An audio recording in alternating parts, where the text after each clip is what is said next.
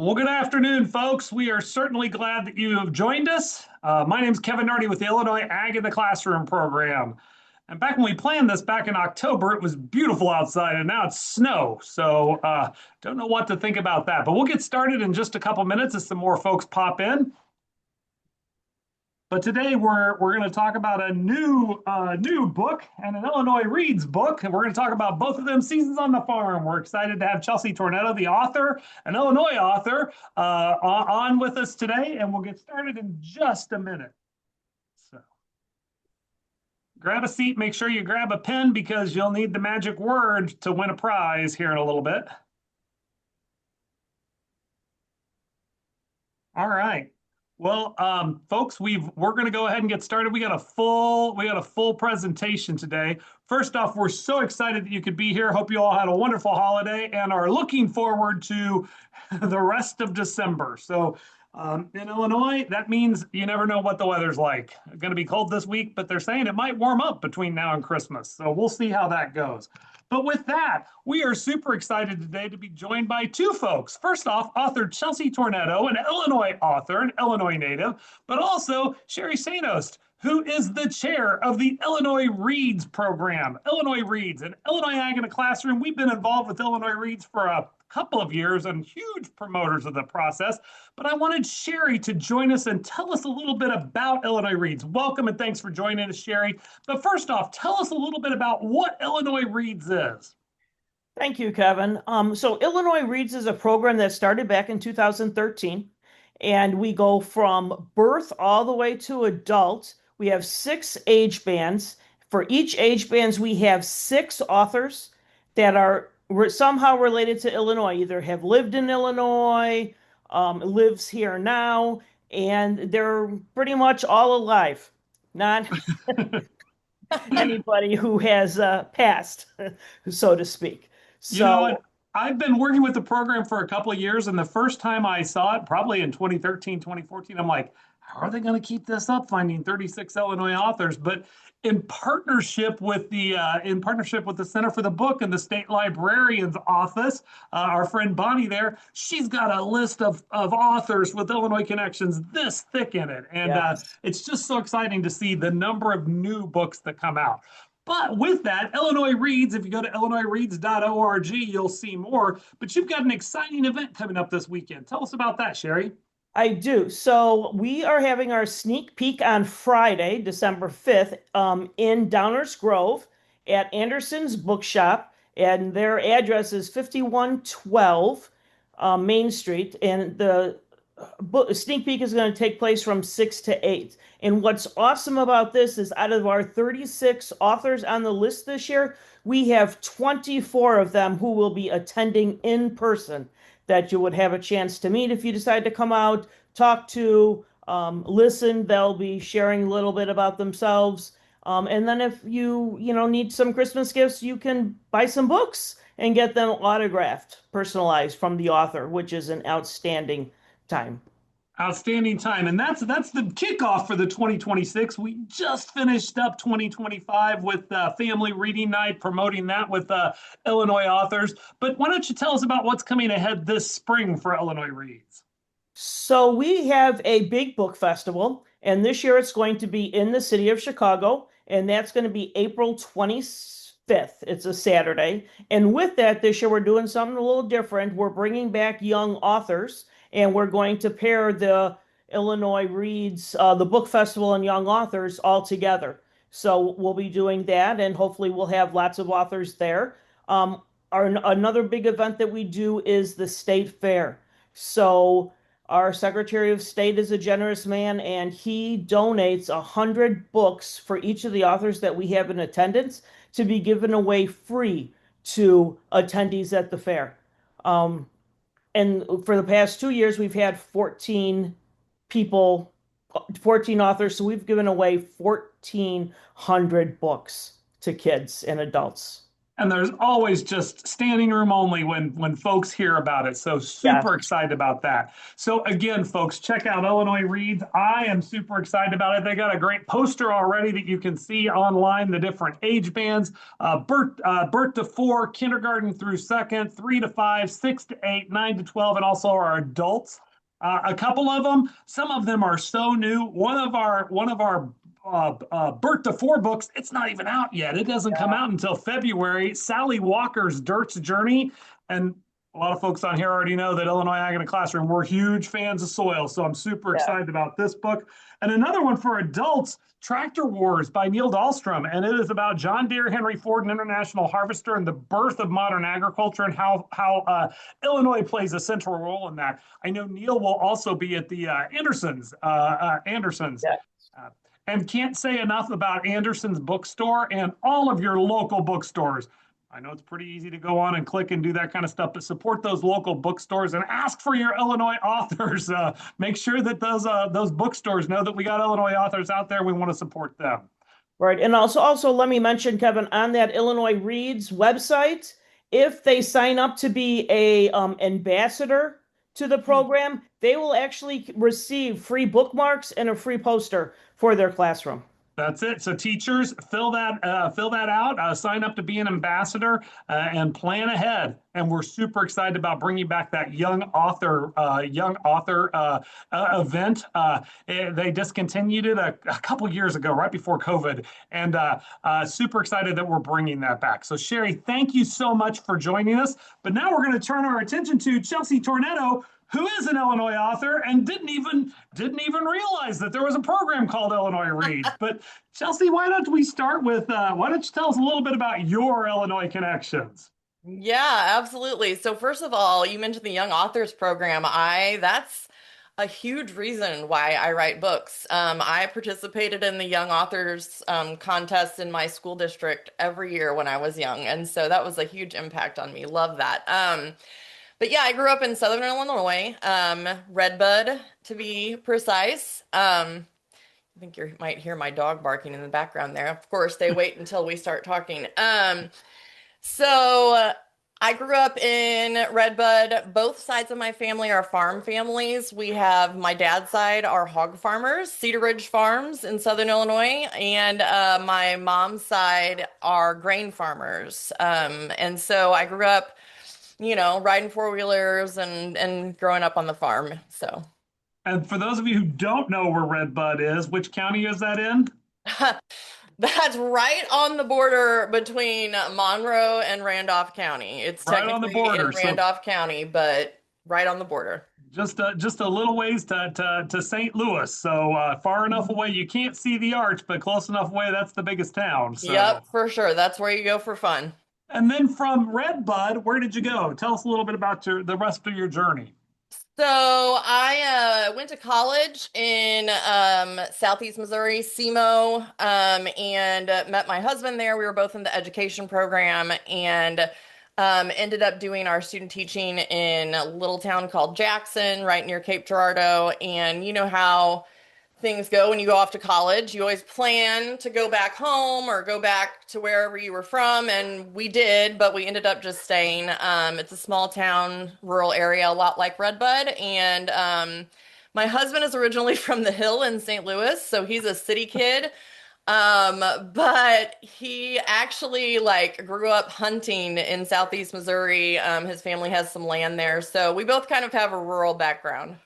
But both teachers, and let's go with I'm super excited. You were a junior high social studies teacher. In my Yeah. former life, that's what I was as well. Tell me about the transition from a junior high social studies and world geography teacher to children's author. Yeah, so I always loved writing. Like when I was younger, I was always writing poems and stories and things like that. But I always wanted to be a teacher. I played school in my basement with my siblings and always wanted to teach. Originally, I was going to be an English teacher, kind of switched gears into social studies. I am just really passionate about geography. I think growing up in a small rural community, a lot of the times kids don't know how big the world is. And so I really loved showing them all the different cultures and all the different countries and things like that. So I taught world geography to seventh graders in the middle of their, hormone fueled years for 17 years. And loved every minute of it. I really feel like it was my calling to be a teacher. But after COVID, education changed a lot, and I just was ready for a change myself. And so I transitioned to writing, but also to teaching people how to write children's books. So I do still teach, I just teach adults. So. Which can be quite as honestly, that's what we do at Ag in the classroom too. I'm pretty sure my background teaching junior high helps me with teaching adults because oftentimes there's a lot of similarities to that. So yeah. Absolutely.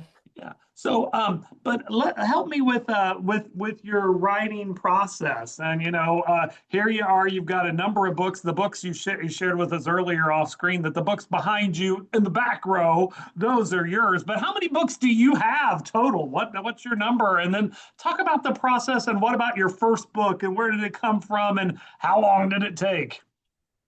So the very first book that I wrote was actually not a children's book. I wrote a teacher vocabulary, how to teach vocabulary book for Scholastic. It was called Conquering Content Vocabulary, and that sort of gave me the confidence then to be like, okay, well, I can write. I know what I'm doing, and thought that it would make it easier to get into writing children's books, and was very, very wrong about that. The teacher resource publishing world is very different from the kidlit world. And there's not a lot of crossover there. So I decided to start learning how to do it. You may be familiar with Highlights Magazine for kids. I attended one of their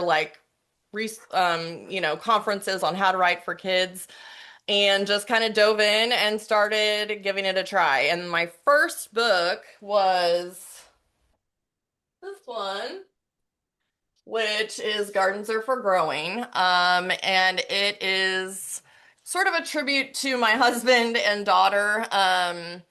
Being teachers, we spend a lot of time in the summer in the backyard. And so we have a backyard garden. And this is just about how raising a kid and growing up is a lot like growing a garden. And it's a sort of a tearjerker book for parents anyway. And so that was like my first one. So.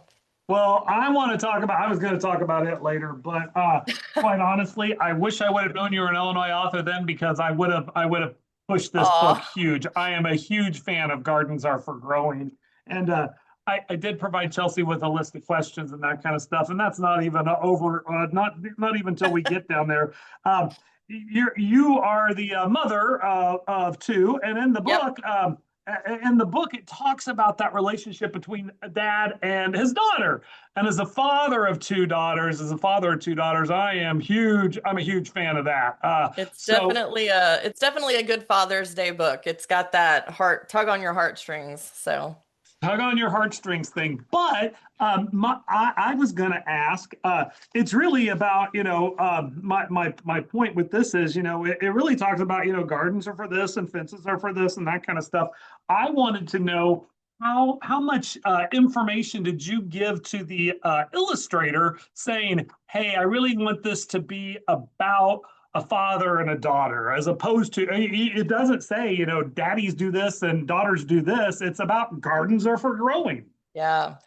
So with books like this, we always have to give art notes to the illustrators, but this traditional publishers sort of encourage you to limit your art notes as much as possible. They don't want you to, nitpick the illustrator as far as like, oh, I want a purple shirt or whatever. Like they want the artist to have some freedom. So basically my art note said that it was based on a dad and a daughter. I did specify that at the top, but otherwise, literally there was like 2 verses and it would just say toddler on the side, 2 verses elementary age.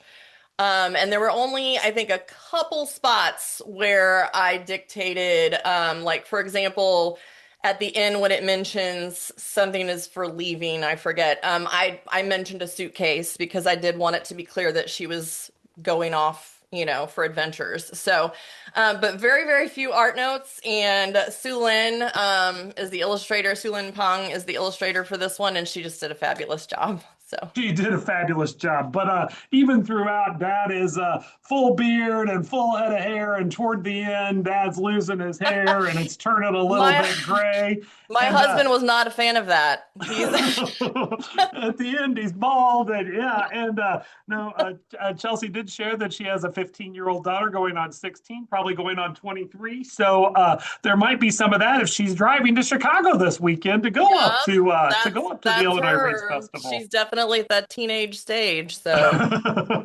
Well, it is one of our favorites, and especially again, as a father of daughters, I can't talk about this without crying, choking up every time. So I didn't realize that was your first, but let's talk a little bit about seasons. Let's talk a little yeah. bit about seasons. And folks, I forgot to mention, if you have questions, go ahead and drop those into the chat.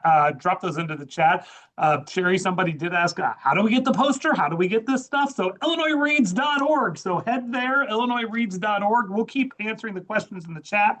But let's talk a little bit about seasons and why this book. Where did it come from?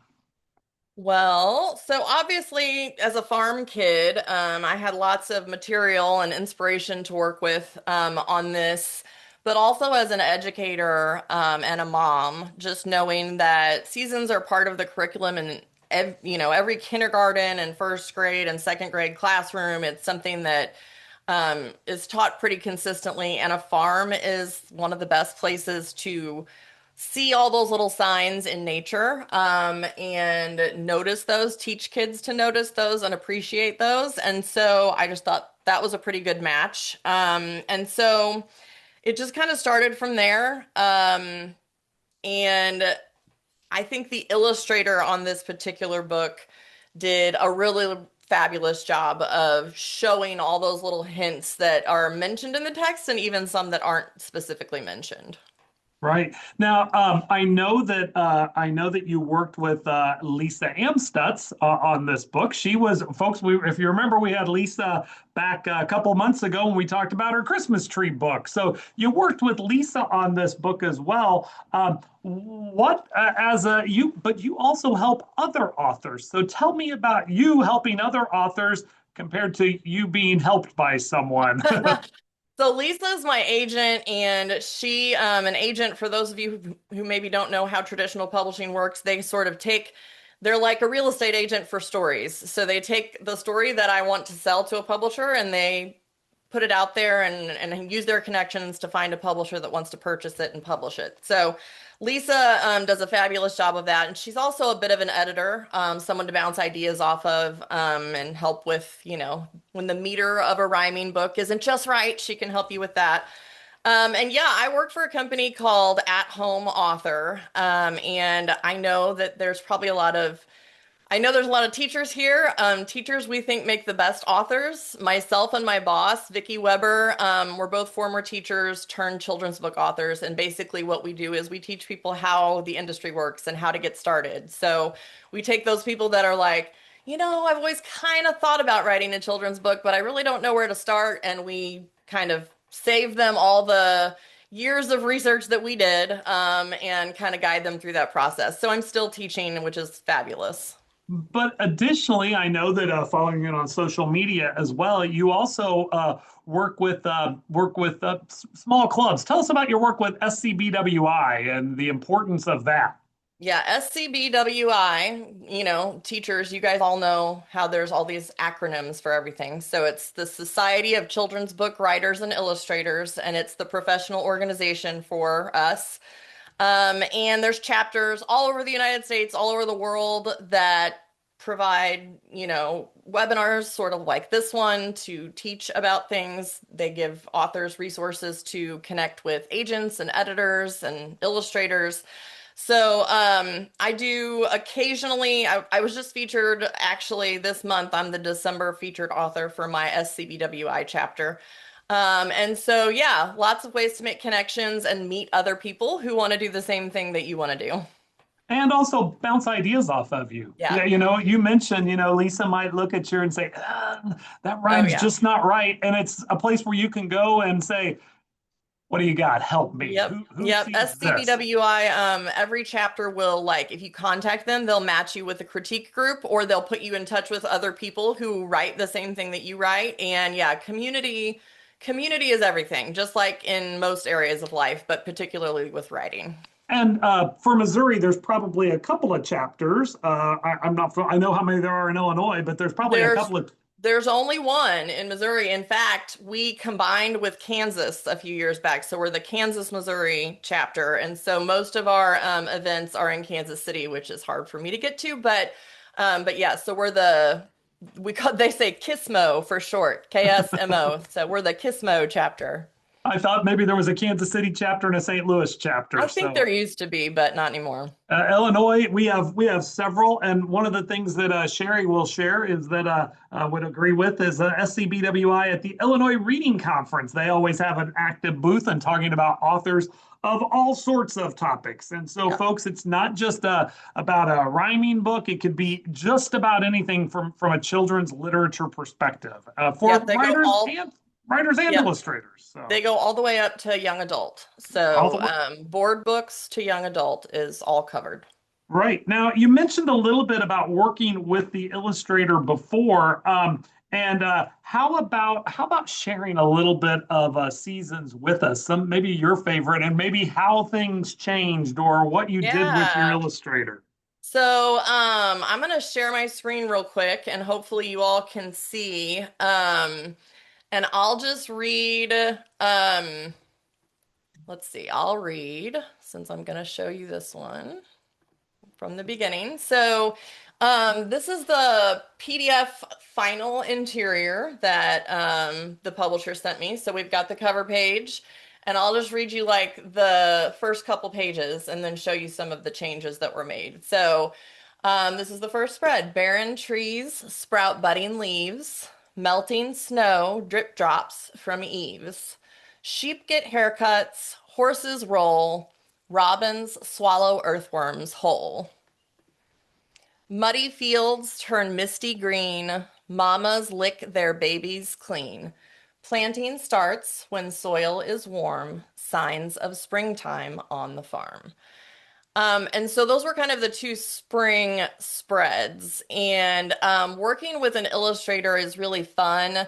You have to give them the freedom to, take some creativity and take your words and do what they want with them. But with a book like this that has ties in STEM, science and technology and things like that, accuracy is really important. And so, and as a farm kid, it was really important to me to see, the real world reflected in a book because a lot of the times books about farming, are very, I don't know, stereotypical old McDonald, it's just about the animals and the noises they make, and that's really as deep as it goes. And I wanted this to reflect the real life on a farm, not just that surface level.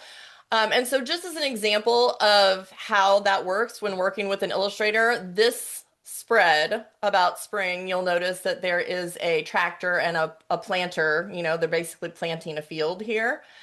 The original sketch that was sent to me looked like this. So you'll notice the cows on the left are the same, that's all good, but they are hand planting seeds here, which to me was more of a garden thing, which I love, but that's not commercial farming. That's not how farmers make a living. And so I sent pictures of, what a real tractor would look like pulling the planter in the spring. And we made sure that we got that accurate. And then just other details, like on the next spread, we get to summer and the corn is in the background. And the original version, the corn you can see was about half as tall, and looked more like tobacco to me, tobacco plants, like the leaves are a little wider. And I was like, and the illustrator, by the way, Karen, is from the United Kingdom. And so, I'm not sure how much familiarity she has with American farming. And so again, sent some pictures, gave some feedback, and I was like, listen, if it's midsummer and the corn's only this tall, we're not doing good. So, So if we want this to be a successful family farm, we need it to be taller. And so you can see the finished version is more accurate. We talked about the tassels at the top of the corn and all of that. So, things like that are really fun for me to work with the illustrator on. Well, and one of the important features for me was at least the corn cobs, the wort at the top. Oftentimes, that's where everybody thinks the corn grows is the tassel. But Yep. if you scroll back just a little bit to the soil and the planting, Hmm. one of the things that I was super impressed with was the different layers of soil. So you can Yeah. actually see that. So I one thing love that that. yeah. So one thing, and she had that in her original sketches, which is really cool too. So Yeah, one thing she that did. one thing ag in a classroom we were able to do after the your after your agent shared this with me, I contacted Chelsea and said, "Oh my gosh, your book comes out on National Ag Day." So we Yeah. worked with the Redbud FFA chapter to celebrate your book birthday. And you want to tell us a little bit about what that was like for That was for in your hometown? That was so cool. So the high school kids at my old high school, the FFA kids, went into the elementary school classrooms in town and read the story to them. And then they used their social media skills to make little promo videos kind of celebrating the birthday of the book and posted those online for us. So it was really fun to be able to see photos of kids in the classrooms where I went to school reading the book that I wrote. And it was awesome.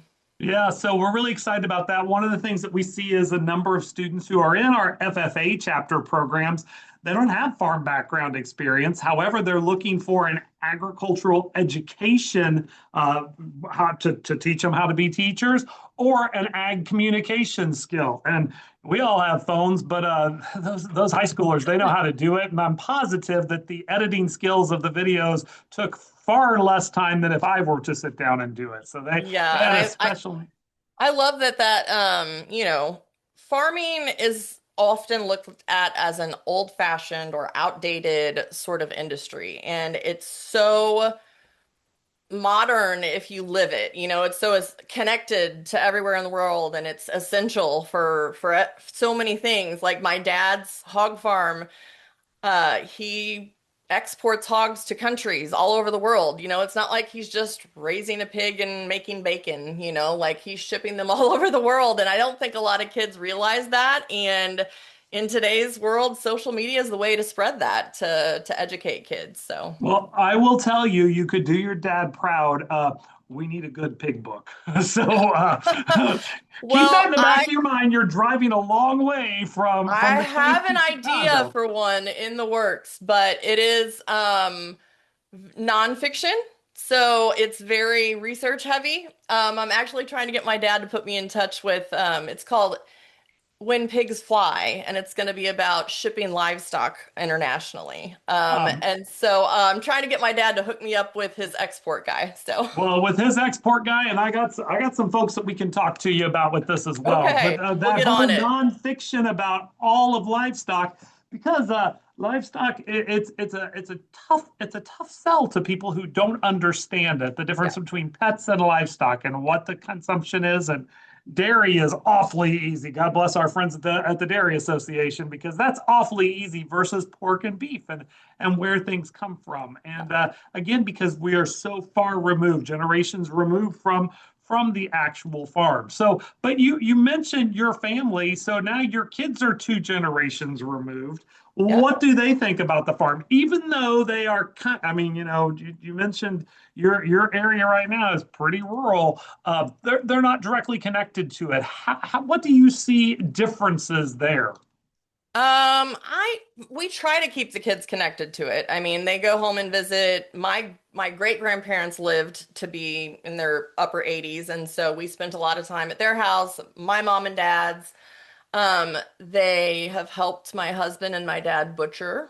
So they have and gardening is not farming, but it definitely gives kids the knowledge base to kind of understand that. So I feel like my kids are pretty connected, but it is different. And I always talk about we're trying to get my youngest is 11, and we keep telling him, you know what a great summer job would be is to go work on the hog farm with Pawpaw for the summer.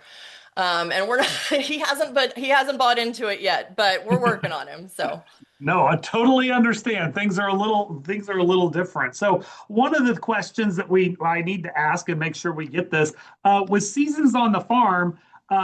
What was your favorite season to write about? And then this is going to be the answer to the question. So it might be two different things. What's your favorite season from the farm? I need that answer first because that's your answer for your chance to win the books, folks. So Chelsea's favorite season is.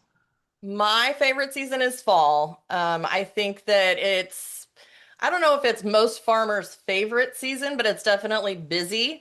And it's kind of when the fruits of your labor sort of, pay off. And I'm also just, I'm a poet basically, and I get nostalgic, and there's literally no image that I love more than a combine at night because so many farmers are desperate to try to get those crops in and they work late into the night. And so when you've got a big field and it's pitch black except for the light of that combine going across the field, I love it. That's my favorite. So. Yeah, there you go. So that's the question when you get your activity there. Plus, there's a lot of agriculture in the fall. I totally understand that. Pumpkins and apples and harvest, it all works really, really well together. But again, the fruits of the labor, my favorite would actually happen to be spring. I just like that whole beginning thing.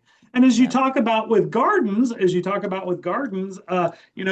you get to see that on a smaller scale, the from planting and preparing the soil all the way up to harvest. For some folks, planting some of those early crops, it can be done in 6 to 8 weeks versus the 3 months, the 4 months that it takes from a traditional farming aspect. Yeah. And gardening is just, I mean, it's approachable. Like, not everybody knows a commercial farmer. And so gardening is approachable and it just teaches kids patience. I mean, you can go to the grocery store and grab any produce you want, but when you have to grow it yourself and you watch that seed, it takes so long, I think it really just gives kids an appreciation for how much work it is. For how much work it is. So behind you, you have a couple of your other books, but what do you got coming up next? I know you had a new book released in September, but why Yep. don't you share some of your other books and what you have besides again seasons and gardens? We're all about it, folks. But she's got some others as well. I'll let her put in a quick promo for that too. So. Yeah, absolutely. So, actually, after Gardens, my second book was a Christian book called God Made You Too, which is really beautifully illustrated. And then Seasons on the Farm, and then came Chalk the Walk, which, again, I think with my husband and I both being educators and having summers off, we just spent a lot of time outside with our kids. And so Sidewalk Chalk was just like a favorite. So this is all about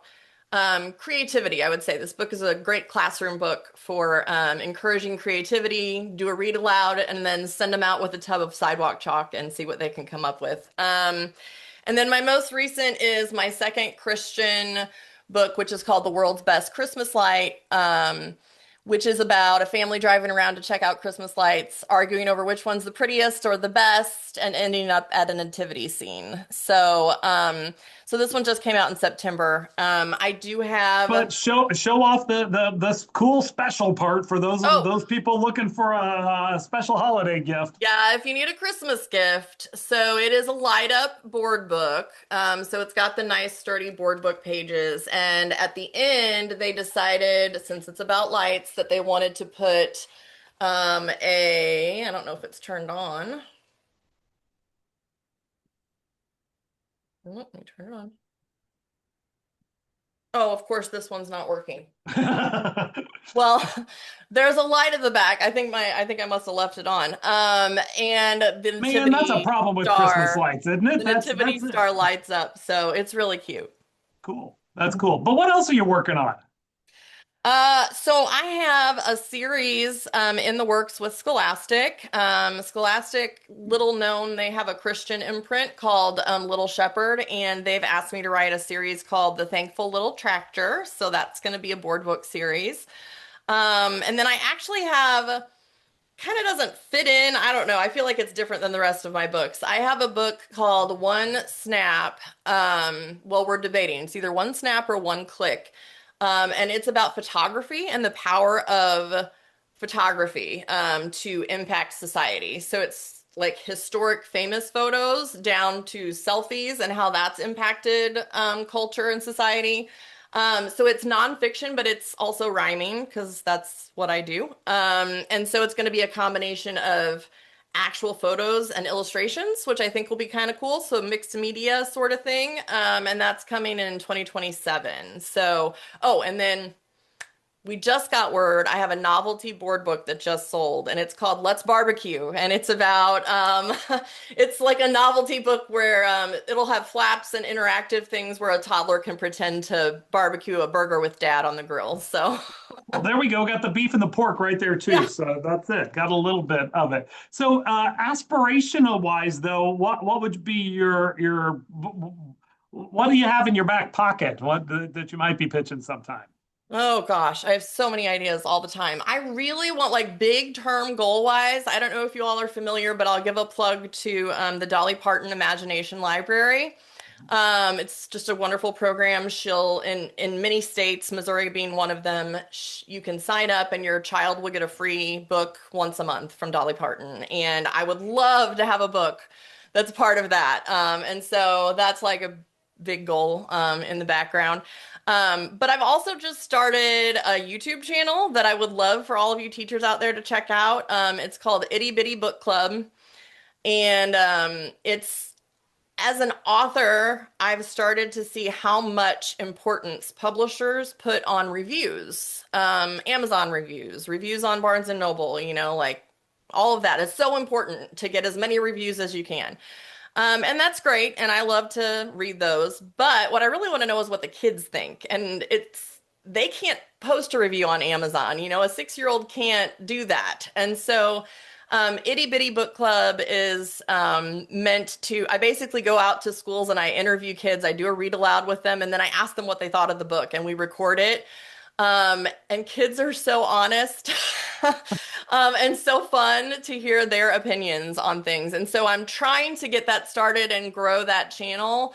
I think it would be a great way to bridge the gap with kids who are so tech focused and they're constantly watching video content to kind of link them up with books that they might like. And help classroom teachers too, to sort of find good books for them. And so if you get a chance to check that out, I would love for some subscribers over there. So That's it. And share your social media site too. What's your social media site that you want people to follow?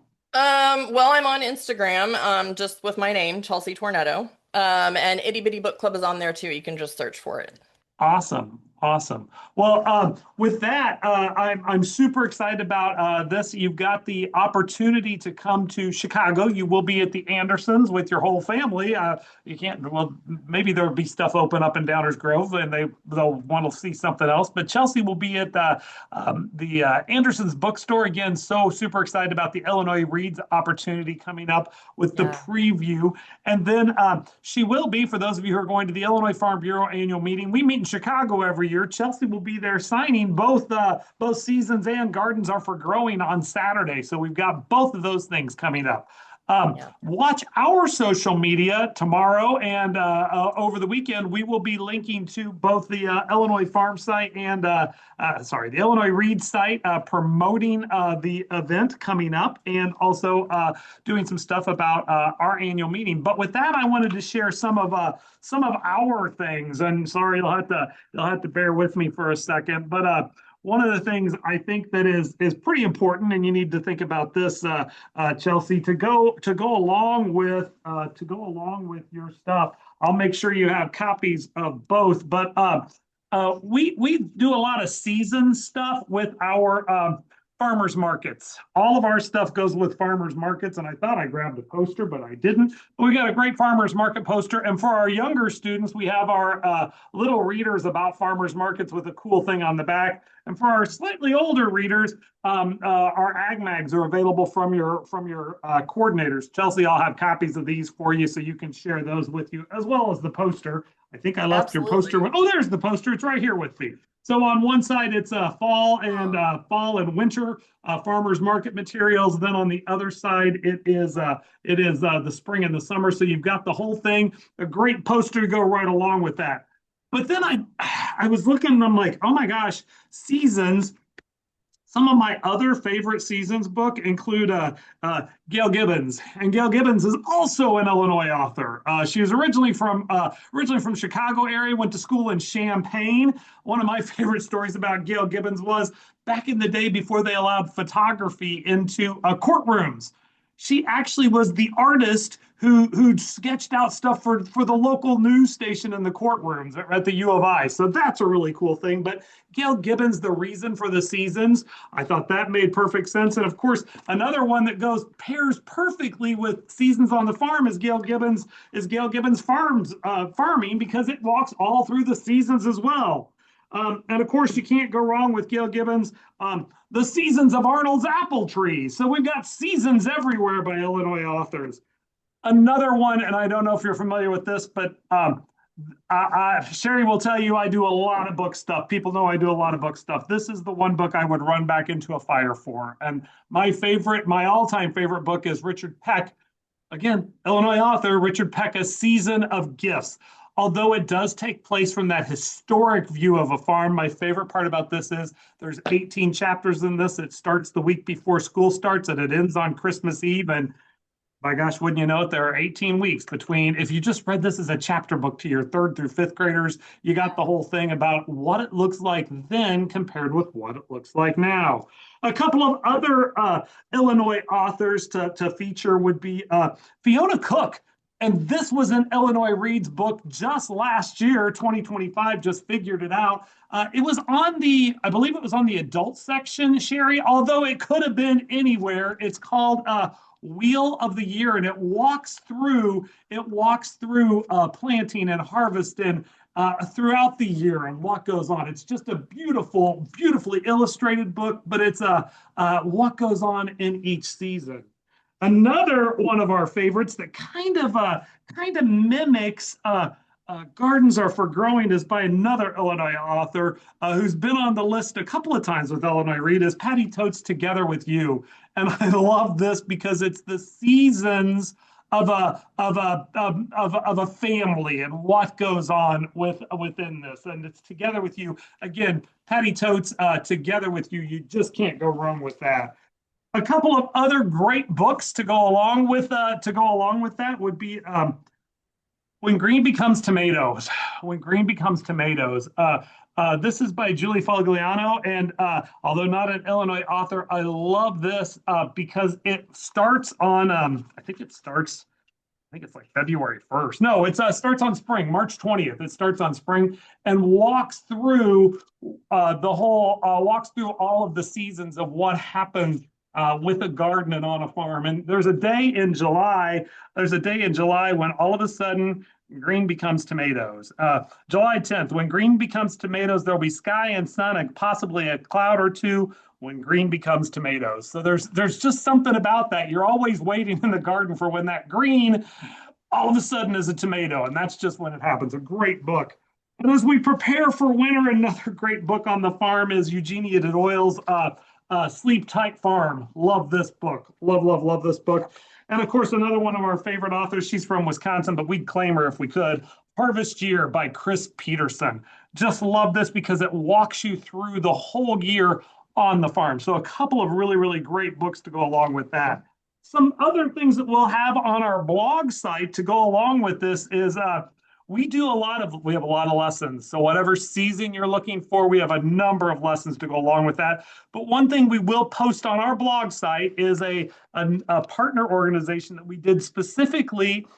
They work specifically with our ag literacy coordinators, FCAE, the Facilitation and Coordination of Ag Education. That's a mouthful, but they're a partner organization with us. They primarily work with those high school ag teachers, but they have a great Seasons on the Farm booklet that you can go to. We'll give you this. And these are great activities to go along with the seasons. Pairs perfectly with this. Folks, the part about this book is, the part about Seasons on the Farm is, you drag this out every 3 months and you've got a new lesson and you go to it and you talk about it again and pair it with these lessons about what goes on the farm. Read that book, they understand it, but then what are they seeing? What are students seeing as we go through it? Couple of other cool activities like we always throw corn in. We grow a lot of corn here in Illinois, but one of our activities is corn packing peanuts. So what if you take corn packing peanuts, biodegradable packing peanuts, and I tried to make a snowflake. I'm not really sure what it looked like, but back in the day, pre-COVID, we used to lick and stick these together. Now we gently dab them in water and that kind of thing, but they're basically like generic Cheetos and how it works. And we're using agricultural products all the way around us.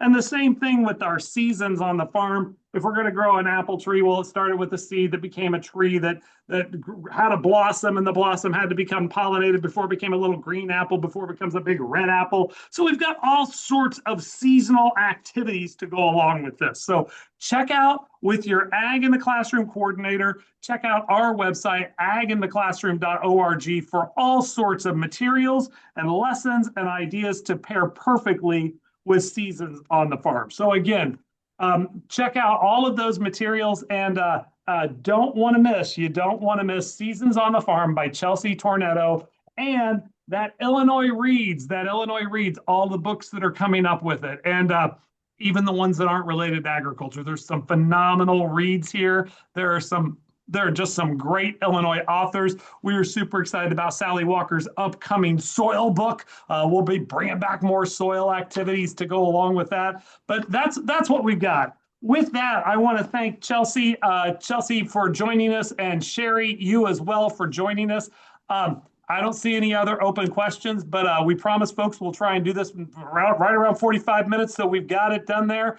With that, thank you so much for joining us, and we look forward to seeing you all soon. So with that, thank you so much, and we'll talk. Oh, we got it. Yep, everybody's saying thank you in the chat. So with that, thanks, guys, and we appreciate it, and we'll talk to you soon. Hey, folks, I am going to be announcing right before Christmas our January seasons. We're gonna keep doing our authors once a month, January, February, March, and April. So we'll have an opportunity to meet 4 more authors coming up. With that, we appreciate your time, and you all have a great holiday, and check out Seasons on the Farm and IllinoisReads.org. Thanks, folks. Thank you so much. Thank you.